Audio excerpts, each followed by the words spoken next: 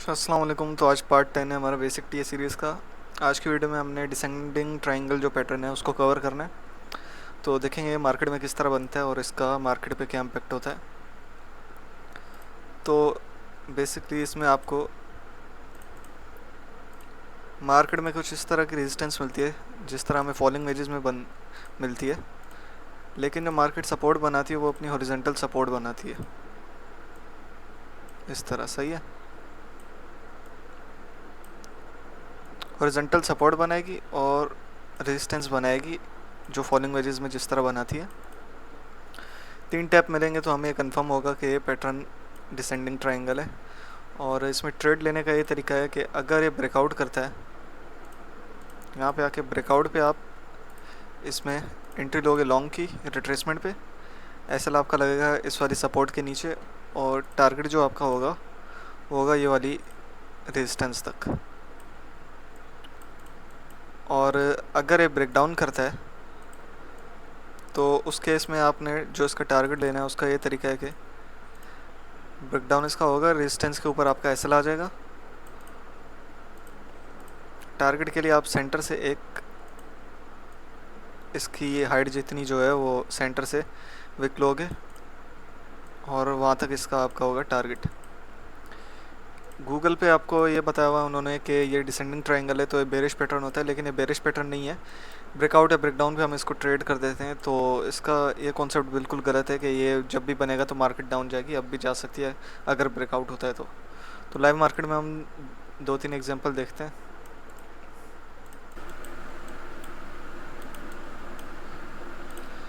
तो देखो यहाँ पे हमारे पास ये पैटर्न बना हुआ है। एक रेजिस्टेंस मिली आपको 3 टैप मिले, बीच में एक विक लगी हुई है तो इसको हम इग्नोर कर सकते हैं।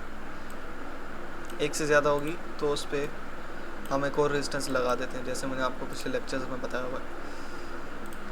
और सपोर्ट आपको मिली एक हॉरिजॉन्टल सपोर्ट।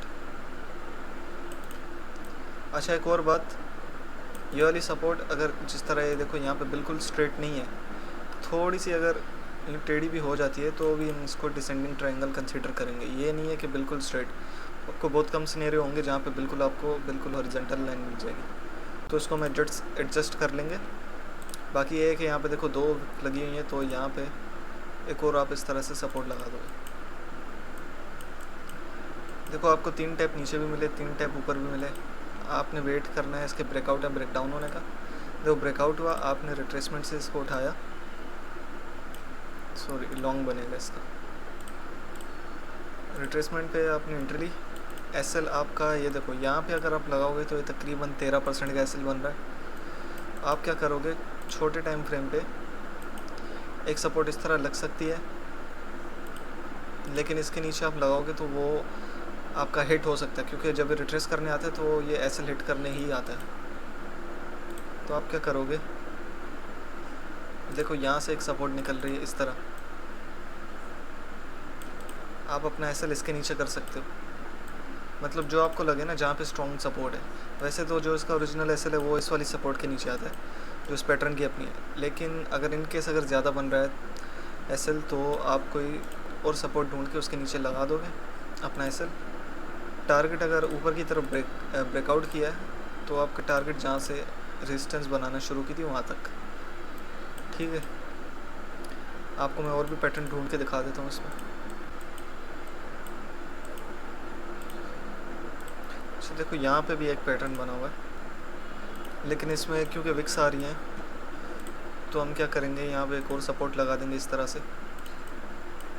ठीक है, 2 हॉरिजॉन्टल सपोर्ट बन गई और ये आपकी रेजिस्टेंस आ गई।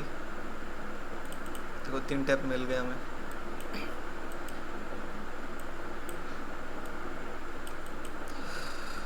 आपने वेट करना है इसमें, जैसे आपको 3 टैप मिल जाएंगे, 3 टैप सपोर्ट पे और 3 टैप रेजिस्टेंस पे,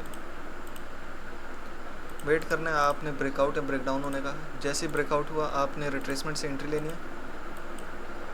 एसएल आपका अगर आप चाहो तो ये वाली सपोर्ट जो इसकी ओरिजिनल है वहाँ पे लगा सकते हो, या आप छोटे टाइम फ्रेम पे जाके देखो यहाँ पे एक फॉलिंग वेजेस राइजिंग वेजेस बना था ऊपर जा रहा है, तो उसके नीचे आप अपना एसएल लगा सकते हो। टारगेट आपका होगा जहाँ से पैटर्न बनना शुरू किया था वहाँ तक।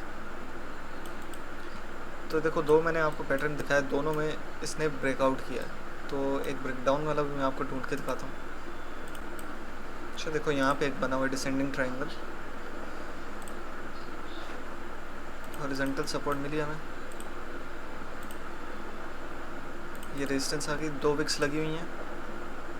आप यहाँ से एक और सपोर्ट इस तरह बना लो।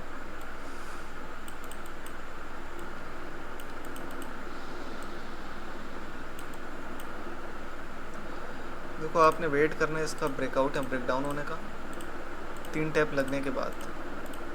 सही है, यहाँ पे इसने ब्रेकडाउन किया, रिट्रेसमेंट लेने ये यहाँ तक ऊपर आया, लेकिन आपकी एंट्री यहाँ पे थी।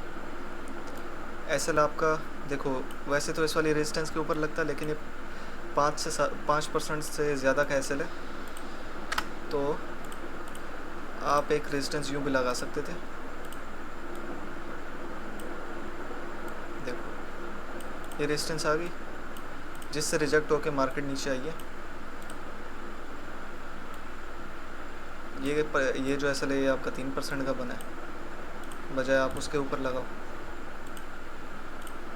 तो एट द टाइम ये देखा जाता है कि कहाँ पे एसएल हमें लगाना चाहिए। जहाँ पे मल्टीपल टाइम रिजेक्शन हो या जहाँ पे स्ट्रॉन्ग रेजिस्टेंस हो, उसके ऊपर आप एसएल लगा लो। देखो यहाँ से 3-4 बार मार्केट नीचे आई है, तो चौथी बार भी यहाँ से नीचे आई है। इसमें जो आपका होगा क्या कहते हैं टारगेट, आपका पैटर्न बना हुआ था। टारगेट के लिए आप सेंटर से एक लाइन ड्रा करोगे, उसको रखोगे ब्रेकडाउन वाली जगह पे, और यहाँ तक आपका टारगेट अचीव। तो आपने इस तरह के चार्ट बनाने हैं, चार्ट बना के आपने फेसबुक ग्रुप में सबमिट करा देना। प्रैक्टिस करोगे तो जल्दी सीख जाओगे। देखो ये देखो बाकी लोगों ने भी की हुई है सबमिट। तो जो आपकी मिस्टेक्स वगैरह होगी, मैं आपको इस तरह चार्ट बना के गाइड कर दूंगा कि क्या आपकी मिस्टेक्स हैं। बाकी ये है कि आज की वीडियो में सिर्फ इतना ही। मिलते हैं एक और वीडियो में, तब तक के लिए अल्लाह हाफ़िज़।